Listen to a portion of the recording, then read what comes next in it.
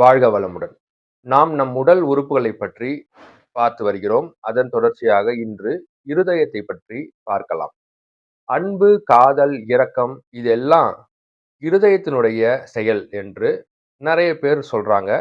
அதற்கு நம் கவிஞர்களும் சங்க காலம் தொட்டு தங்களுடைய இலக்கியங்களிலும், இன்று எழுதப்படும் திரைப்பாடல்களில் கூட இதே கருத்தை வலியுறுத்தி எழுதுகிறார்கள். உதாரணத்திற்கு இதயம் படத்தில் வரும் இதயமே இதயமே உன் மௌனம் என்னை கொல்லுதே இதயமே இதயமே என்று ரொம்ப உருக்கமா பாடியிருப்பார் கதாநாயகன். ஆனால் இப்படி இந்த மாதிரியான உணர்ச்சிகளுக்கும் இதயத்திற்கும் சம்பந்தம் இருக்கான்னு கேட்டா நிச்சயமா இல்ல. அப்போ இந்த இதயம் என்னதான் செய்யுது? இதனுடைய அமைப்பு என்ன? இதனுடைய செயல் உபயோகம் என்ன என்பதையெல்லாம் இந்த வீடியோவில் நாம் பார்க்கலாம். அதற்கு முன்னாடி நம்ம சேனலை சப்ஸ்கிரைப் பண்ணலன்னா சப்ஸ்கிரைப் பண்ணிக்கோங்க. தாயின் வயிற்றில் கரு உண்டாகி 4 வாரத்தில் இருதயம் துடிக்க ஆரம்பிக்கிறது. பிறகு அந்த சிசுவின் இருதயம் சரியாக இயங்குகிறதா, சரியாக இருக்கிறதா, அல்லது ஏதாவது குறைபாடு இருக்கிறதா என்று பரிசோதனை செய்ய வேண்டுமென்றால் நாம் 5ஆம் மாதம் இறுதியில் சோதனை செய்தால் அதில் ஏதாவது குறைபாடு இருக்குமெனில் நம்மால் அதை கண்டுபிடிக்க முடியும். அதற்கு முன்னால் செய்வது அந்த அளவுக்கு பயன் தராது. இதயம் எனப்படும் இருதயத்தின் முக்கிய பணியே எல்லா பாகங்களுக்கும் இரத்தத்தை விநியோகிப்பதுதான். இந்த இருதயத்தில் 4 அறைகள் உண்டு. இடது ஏட்ரியம், இடது வென்ட்ரிக்கிள், வலது ஏட்ரியம், வலது வென்ட்ரிக்கிள். இருதயத்திற்கு சுத்திகரிப்புக்கு வரும் எல்லா இரத்தமும் முதலில் வந்து சேர்வது வலது ஏற்றியத்தில்தான். வலது ஏற்றியத்தில் வரும் இரத்தம் இங்கு தங்கி நுரையீரல் தமனி வழியாக நுரையீரலுக்கு அனுப்பப்படுகிறது. நுரையீரலில்தான் இரத்த சுத்திகரிப்பு நடைபெறுகிறது. சுத்திகரிக்கப்பட்ட இரத்தம் 2 பக்க நுரையீரல்களிலிருந்து இடது ஏற்றியத்திற்கு வருகிறது. இங்கிருந்து வரும் சுத்த இரத்தத்தை வலது வென்ட்ரிக்கிள் மிக அழுத்தமான வேகத்தில் உடல் முழுவதும் செலுத்துகிறது. இரத்தம் ஒரே திசையில் செல்வதற்கு இதயத்தில் வால்வுகள் கூட இருக்கின்றன.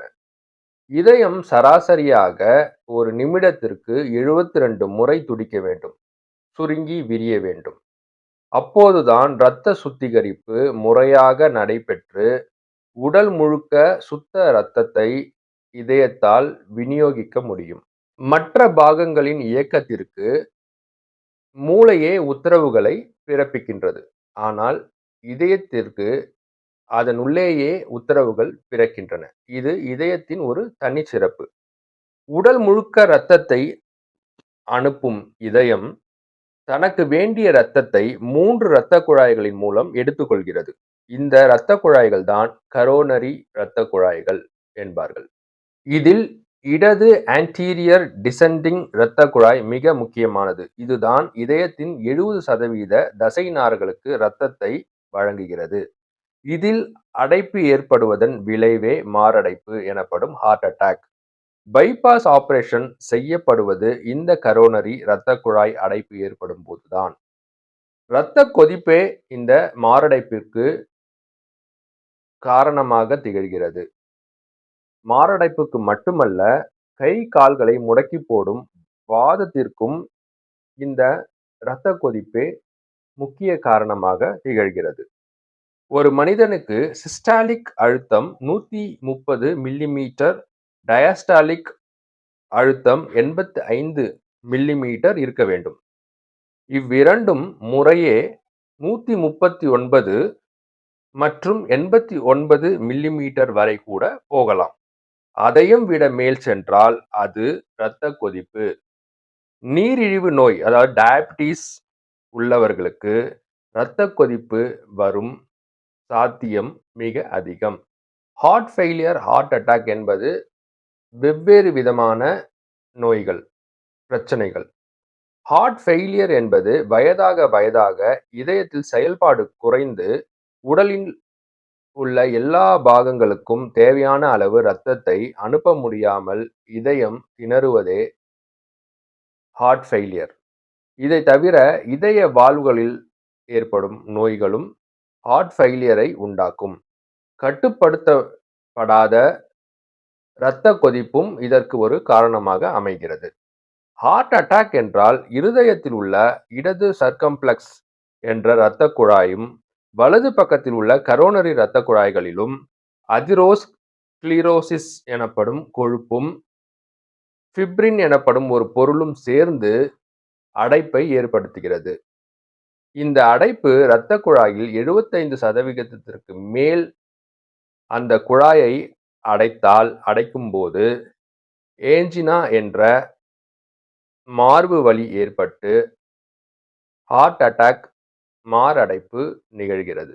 இதயத்தை பற்றின சில சுவாரஸ்ய தகவல்களை இப்போ பார்க்கலாம்.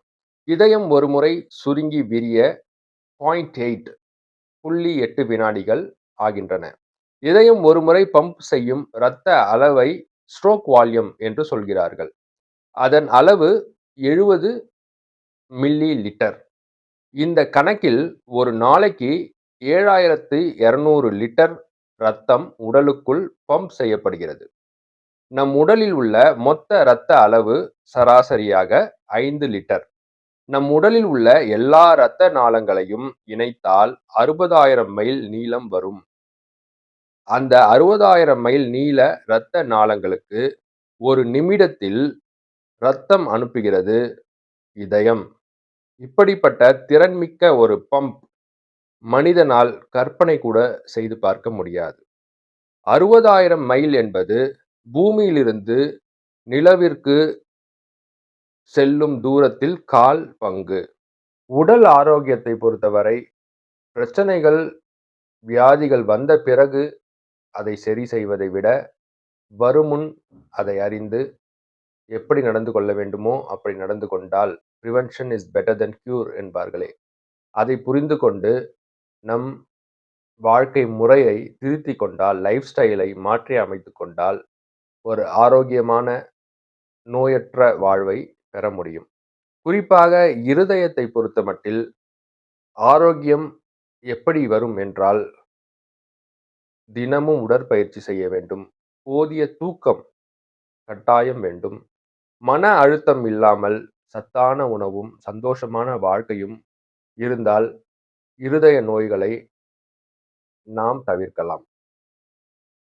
நோயற்ற வாழ்வே குறைவற்ற செல்வம். இதை புரிந்து கொண்டு அதற்கேற்றாற்போல் என்ன செய்ய வேண்டுமோ அதை செய்து நிம்மதியாக, சந்தோஷமாக வாழுங்கள். நன்றி, வணக்கம்.